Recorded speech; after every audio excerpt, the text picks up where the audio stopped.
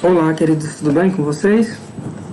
Gente, nossa aula de hoje, como eu já havia citado no percurso formativo, né, naquele vídeo curto que eu compartilhei com vocês nos vídeos, será sobre o Chico da Silva, né? E falar sobre o Chico da Silva é falar sobre arte na INFE, tá? Então vamos lá.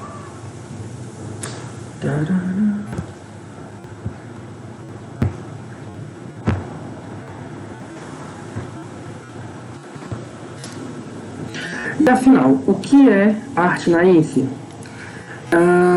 A melhor forma de contextualizar arte na INFE para vocês é trazendo a experiência de vida de vocês, tá? Então, falar de arte na INFE é falar de preconceito, é falar de cultura, é falar de cultura passada de pai para filhos, é falar de inclusão e é falar de resistência também, ok? Então vamos lá. Qual o significado, então, da palavra na INFE? Arte na INFE é o conceito que designa artistas autodidatas que desenvolvem uma linguagem pessoal e original de expressão. No caso aqui das artes visuais, né, especificamente, estamos falando aí de expressões imagéticas através da pintura, tá? Essa palavra ela é francesa e significa inocente, né, ou bruto, tá? Etimologia da palavra francesa, tá? Gente, existe uma certa rivalidade entre a academia e os artesãos. Então, se eu citei artesão, isso significa que um artesão ele é na INFE, Thiago? Sim, um artesão ele é na INFE, tá? Porque na INFE, como eu já conceituei, é aquela prática artística que é passada de pai para filho, né, dentro de uma cultura. E aí, como eu citei, a melhor forma de contextualizar é trazendo as vivências de vocês. Pense um pouco, tá? Pense aí, vou dar um tempo aí, 30 segundos para você pensar. Aqui na região do Itarema, culturalmente, né, que expressões, ou que modalidade, ou que técnica, né, ou que experimentos artísticos vem passando de pai para filho ao longo dos tempos? Tempinho para vocês pensar. Pronto, vamos lá. Vamos sair aqui da Juritianha, né, a cidade vizinha. Juritianha, nós temos ali artesãos ainda das missões francesas que trouxeram a renda, né, a renda francesa. Aposto que alguns de vocês não sabiam que a renda produzida aqui no Nordeste, e tanto no Itarema quanto no Juritianha, essas regiões praieiras, né, do Ceará, ela é uma herança das missões francesas, tá? E é uma cultura, uma arte, né, passada aí de pai para filho. A arte na INFE, ela, além de ser passada de pai para filho, ela tem como temas alegres, temas infantis, temas coloridos, e envolve diversas técnicas. Tiago, mas tu falou que ia falar especificamente de artes visuais, no caso aí pinturas imagéticas, né? Expressões imagéticas, figurativas. E onde é que entra a renda? Pois é, incrivelmente a renda de Bilro, ela é arte visual. Manufatura, né? Artesanato. Mas artes visuais também, tá? Existe uma artista muito conhecida chamada Beatriz Milhazes. Ela é carioca. Quando eu me refiro a muito conhecida, eu me refiro em termos internacionais. A Beatriz Milhazes, ela é carioca, ela é conhecida pela comunidade artística do Brasil, no entanto, ela não é conhecida pela maioria dos brasileiros, tá? Mas ela é muito conhecida na Europa. Para vocês terem uma ideia, ela tem telas que foram vendidas por mais de 5 milhões de reais. E por que eu citei a Beatriz Milhazes? Vamos lá.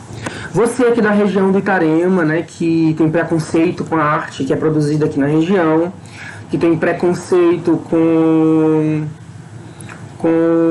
o coleguinha que tem um pai que é artesão, ou com o vizinho, né, que produz de alguma forma ali uma arte visual, seja com búzios. Temos aqui o Valderi na Lagoa Seca, que produz ali diversos itens com búzios da praia, com ostras. Para quem não sabe, ele mora ali exatamente de frente ao Lago Verde, supermercado Lago Verde, seu Valderi. Uma pessoa culturalmente muito importante aqui para a cidade, porque, como eu falei para vocês, resistente, tá?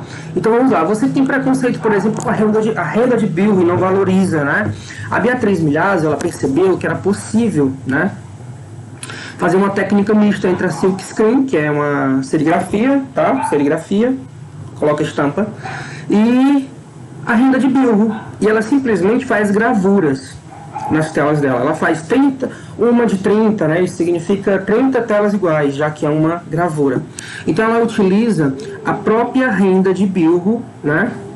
Formatos, as traças, os panos da renda de Bilro, para fazer gravuras. Ela pinta esse tecido e faz gravuras na tela. E essas telas, ela tem reconhecimento internacional, principalmente na Alemanha, né? No seu último leilão, como eu citei, teve telas aí que chegou aí a bagatela de 5 milhões de reais, né? Que no caso aí, pouco mais de $1 milhão. Aqui no Brasil, existem alguns colecionadores de arte e, dentre eles, a família Edson Queiroz possui algumas obras da Beatriz Milhazzo, ok? Então vamos lá. Tá, tu falou, Thiago, que existe um certo conflito entre a arte naif e a arte acadêmica. E por que isso? Vamos lá.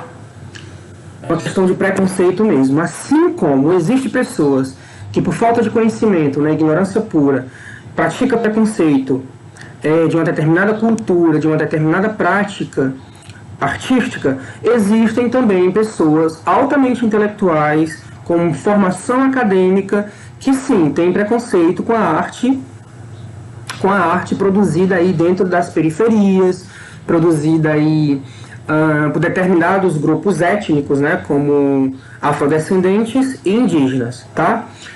Nessa imagem que nós podemos observar aqui, é do francês Henri Rousseau, de 1910, e foi ele o precursor do termo, né, da arte naif, tá? Possui características baseadas na simplificação dos elementos e costuma exibir grande quantidade de cores, valorizando a representação de temas cotidianos e manifestações culturais do povo, certo? Manifestações culturais do povo. Ou seja, Thiago, lembra da nossa aula passada, Semana de Arte Moderna, 1922, que tentou e conseguiu manifestar através daquele evento de 1922 a cultura vigente, a cultura verdadeira do povo brasileiro, né? Trazendo elementos indígenas, trazendo elementos afrodescendentes? Pronto, aqueles jovens ali daquela semana teve influência de artistas das vanguardas europeias, mas é óbvio que também do Rousseau, por exemplo, que trazia ali características mais do povo, né? Mais povão, digamos assim. Geralmente é produzida por artistas autodidatas, ou seja, que não possuem conhecimento formal e técnico de arte, mas que exibem produções em que outros princípios são considerados como autenticidade. Então, uma das premissas que fazem a comunidade acadêmica, né, os artistas formados academicamente, falando, terem preconceito aí com a arte naif, é pela falta de perspectiva, tá? Perspectiva é um dos elementos básicos da arte classicista ainda do século XVI, onde ela idealiza, né, das imagens produzidas os planos, né? Altura, profundidade, largura, primeiro plano, segundo plano. Deixa eu pegar aqui um exemplo para vocês verem, tá? 1 minute. Por exemplo, aqui eu tenho uma obra da série brasileira José Ferraz de Almeida Júnior, Caipira Picando Fumo. Observem esta imagem. Vou aproximar aqui, tá? Vamos lá. Nesta imagem nós podemos encontrar perspectiva, tá? Pois há um primeiro plano aqui, uma casa de taipa, objetos, né, que à medida que vai se afastando, né, do observador, vai diminuindo, porque existe uma perspectiva cônica, né, que vai diminuindo, certo? Então existe todo uma composição básica para idealizar esta imagem. No entanto, os artistas acadêmicos, eles deram um tiro no próprio pé, tá? Por quê? Vamos lá. Lembram dos elementos básicos da arte visual? Ponto, linha, sombra, cor. Então, observem esta obra aqui, O Sonho, né, do francês Rousseau, de 1910. Temos ponto aqui? Temos, porque a linha, né, como eu já falei para vocês lá no primeiro bimestre, a linha é a continuidade do ponto, e nós observamos aqui várias linhas, vários elementos linhas. Inclusive, o elemento principal dessa tela é a linha, tá? É a linha. Nós temos cores? Temos cores. Inclusive luz e sombra. Não temos perspectiva, não temos o primeiro, o segundo e o terceiro plano. Mas tem, ou melhor, temos o primeiro plano aqui, que é o céu, porém não temos perspectivas na imagem, tá? Temos luz e sombra, podemos observar aqui através do verde, né? Que nós temos uma tonalidade, uma paleta de tons de verdes que o autor Rousseau tentou idealizar aí a luz sobre as plantas, tá? Ou seja, eles deram um tiro no próprio pé, porque existem esses elementos. É óbvio que não existe todos os elementos trabalhados na arte clássica, no classicismo do século XVI, né? Aquela simetria, digamos assim, perfeita, tá? Mas existe aí, tá?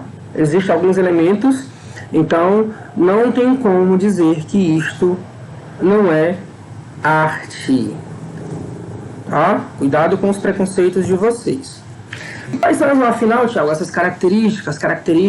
Como é que eu posso, por exemplo, destacar numa prova do Enem, por exemplo, que aquela arte é naif? Primeiro, como eu já falei para vocês, é obrigatório o Enem classificar aquela arte, o período em que ela foi feita, as dimensões, o autor e a técnica. Então aí já tem uma pista, né?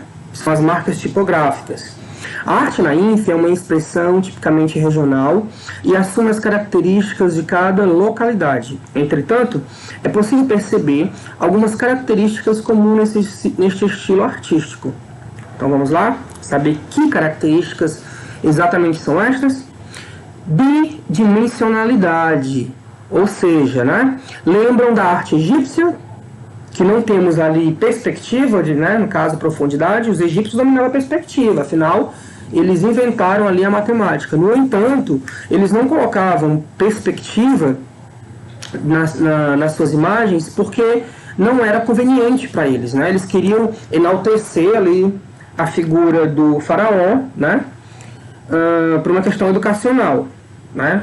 Manter o escravo, mantê-los subservientes. Então, a perspectiva ela não era conveniente para aquelas obras.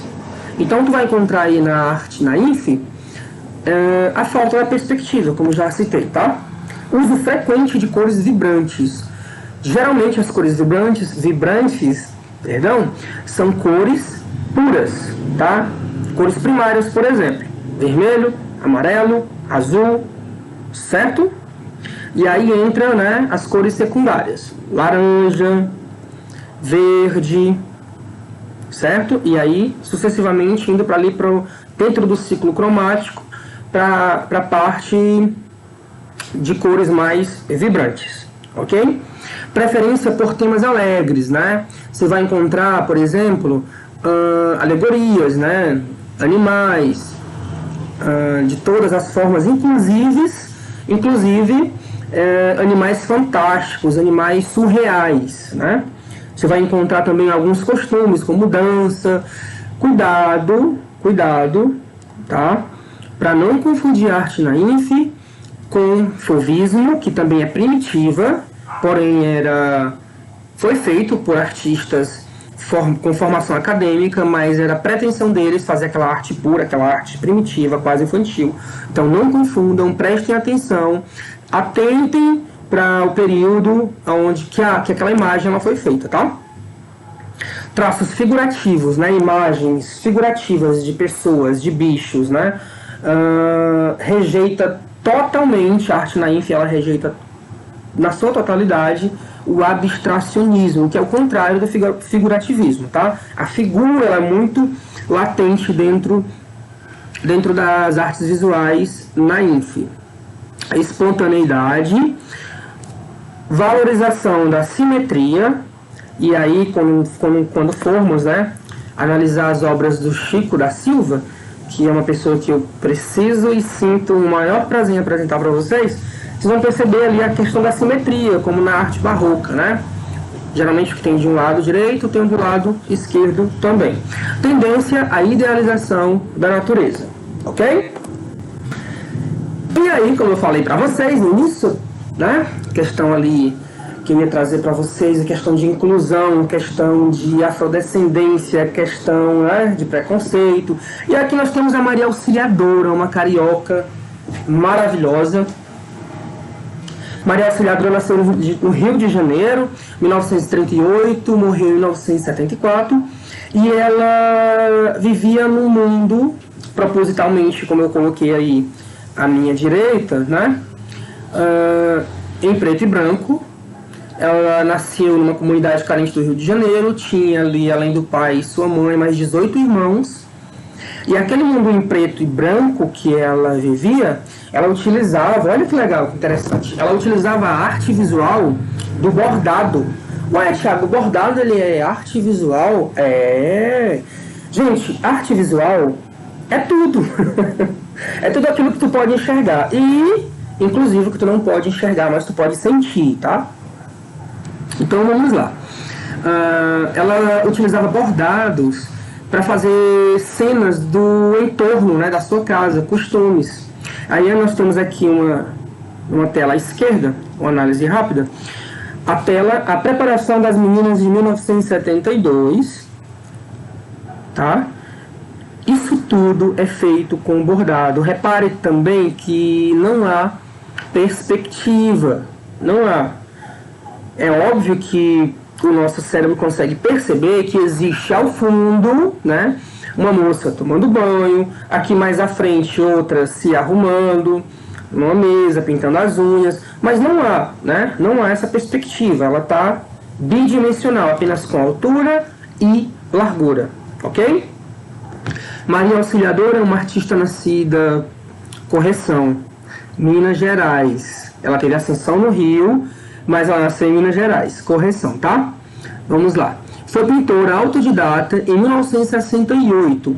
Integra o grupo artístico de Solano Trindade e Embu das Artes.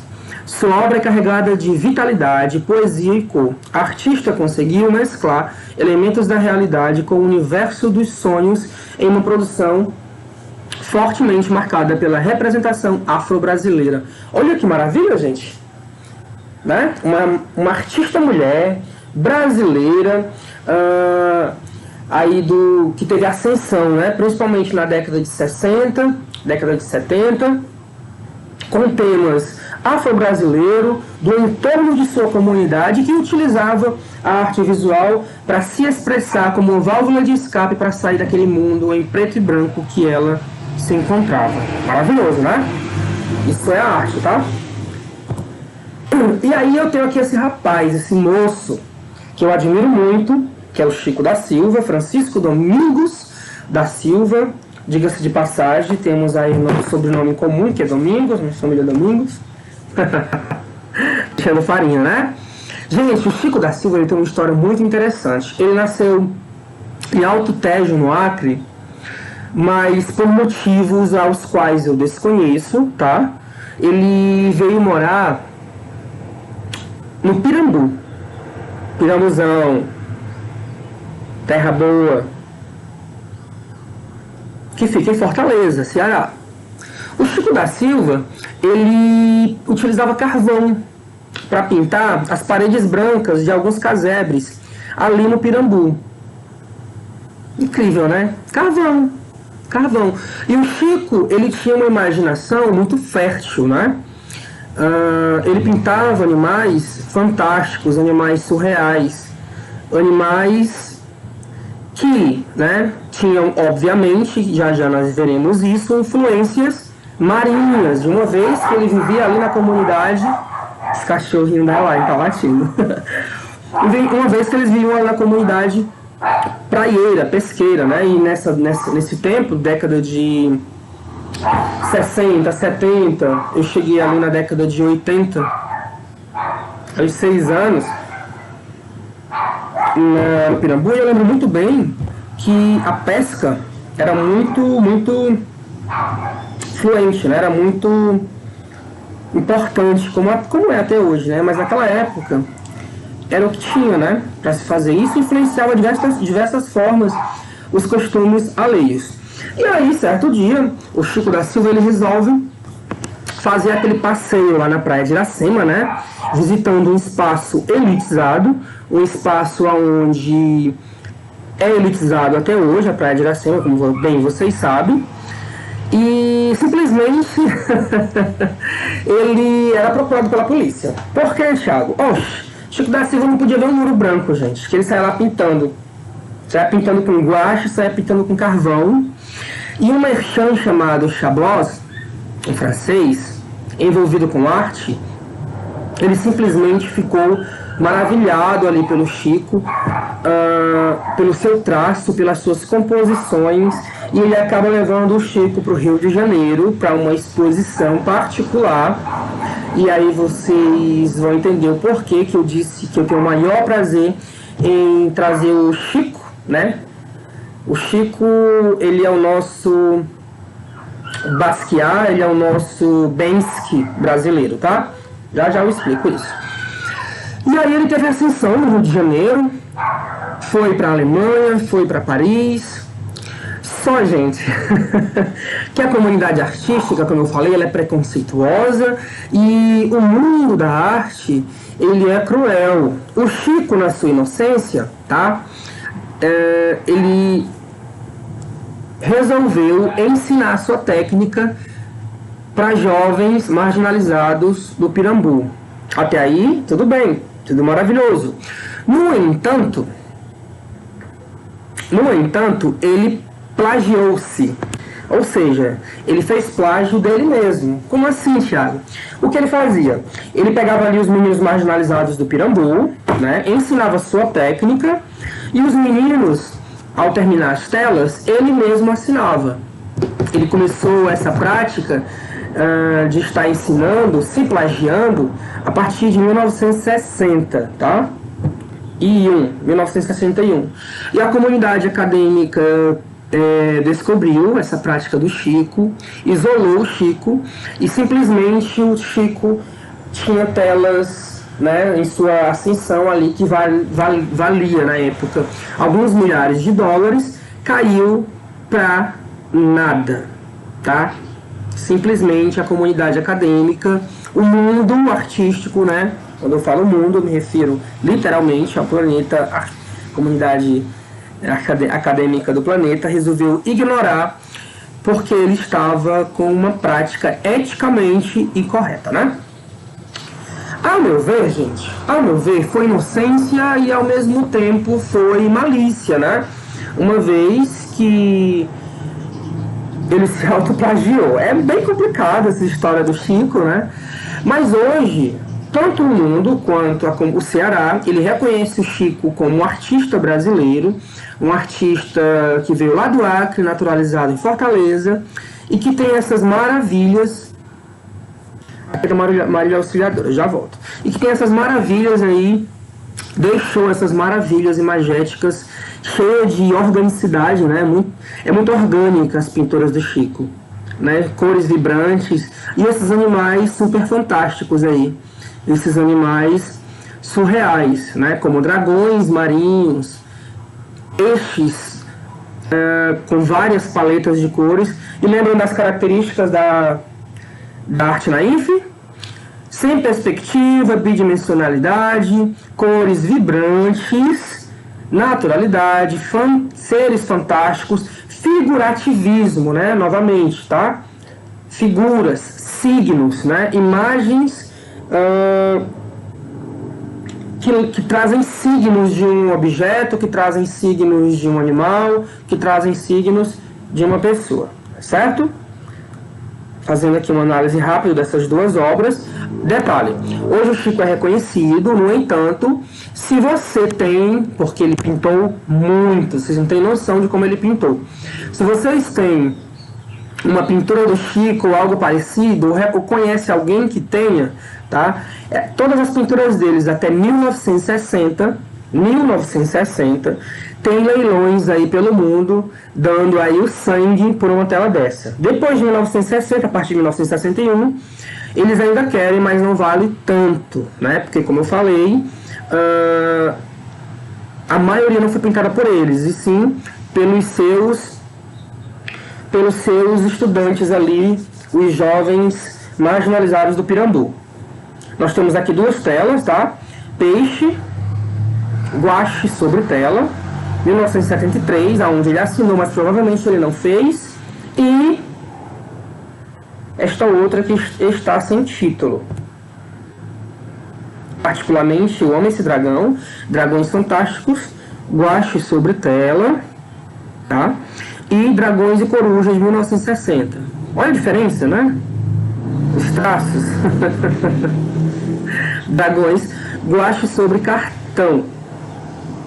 O Chico, gente, quando eu me referi ali com o Bensky, eu não tive tempo aí de estar explicando para vocês quem é o Bensky. O Bensky é um artista inglês e que ele é totalmente contra a capitalização, né, da arte. Ele acredita que a arte ela é feita para o ser humano se expressar e compartilhar com os outros aí, através da empatia, a sua forma de enxergar o mundo. E o Chico ele foi muito inocente, né, quando ele quis aí compartilhar sua técnica, mas ao mesmo tempo, como eu já citei, foi antiético por ter assinado uma tela na qual ele não fez, tá? Para vocês terem uma ideia, até hoje ainda existem alguns desses jovens, né, que o Chico ensinou sua técnica, residente lá no Pirambu, tá? No entanto, eles não pintam mais, porque o negócio foi muito sério na década de 60, 70, quando isso, né, explodiu aí para o mundo, um artista eticamente incorreto, né? Gente, nossa aula se encerra por hoje. Arte naif, vou estar colocando um PDF, tá? Estarei colocando um PDF além deste vídeo e mais um formulário ali com 5, 6 questões para vocês estarem respondendo dentro do Classroom, ok? Queria agradecer a cada um de vocês, beijo no coração e até